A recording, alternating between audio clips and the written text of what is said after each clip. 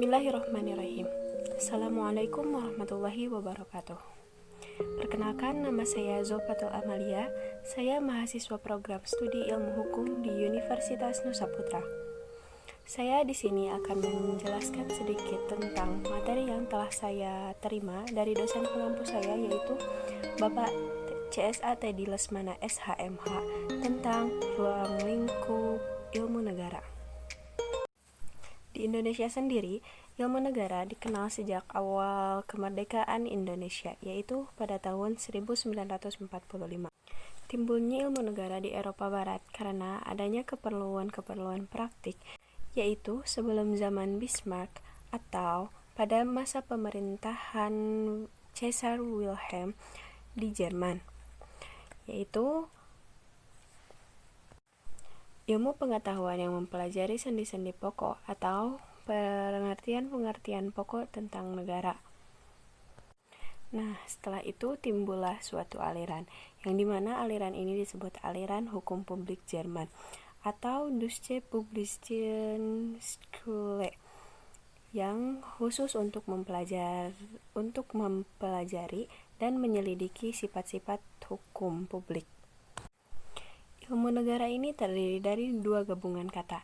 Yang pertama ilmu dan yang kedua negara. Ilmu berarti suatu sistem pengetahuan, supranatural, knowledge, esoteric wisdom, science. Negara adalah suatu organisasi kemasyarakatan yang bertujuan dengan kekuasaannya, dia dapat mengatur dan menyelenggarakan suatu masyarakat. Ilmu negara sendiri berasal dari bahasa Belanda, yaitu Staatsleer, yang mana itu diambil dari bahasa Jerman, Staatslehre. Dalam bahasa Inggris dipakai istilah Theory of State atau The General Theory of State, atau bisa juga Political of Science. Dalam bahasa Prancis pula disebut dengan Theory de l'État. Nah, jika di Indonesia itu dikenal dengan ilmu negara. Istilah ilmu negara atau Staatslehre ini muncul akibat adanya penyelidikan dari seorang sarjana dari Jerman, yaitu George Jelinek. Dalam bukunya yang berjudul Allgemeine Staatslehre, itulah akibatnya atau awal mulanya George Jelinek dipanggil sebagai Bapak Ilmu Negara. Nah, jika tadi kita membahas tentang pengertian ilmu negara, sekarang kita akan membahas tentang objek ilmu negara itu sendiri.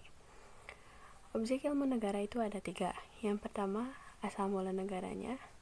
Yang kedua, Yang kedua, hakikat negara. Dan yang ketiga itu bentuk negara.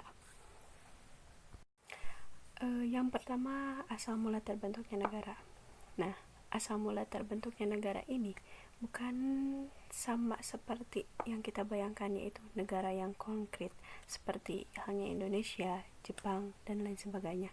Tapi negara di sini dalam artian umum, universal, abstrak.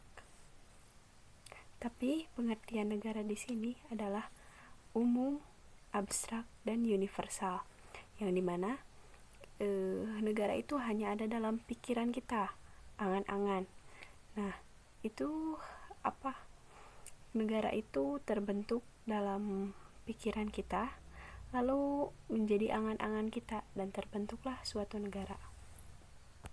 Yang kedua, ada hakikat negara. Hakikat negara di sini bukanlah hakikat negara tertentu, melainkan hakikat negara yang dimana mencirikan negara itu sendiri, seperti bagaimana sifatnya, eksistensinya dari negara itu. Nah, jadi kita harus paham apa itu hakikat dari suatu negara tersebut. Dan yang ketiga ada bentuk negara.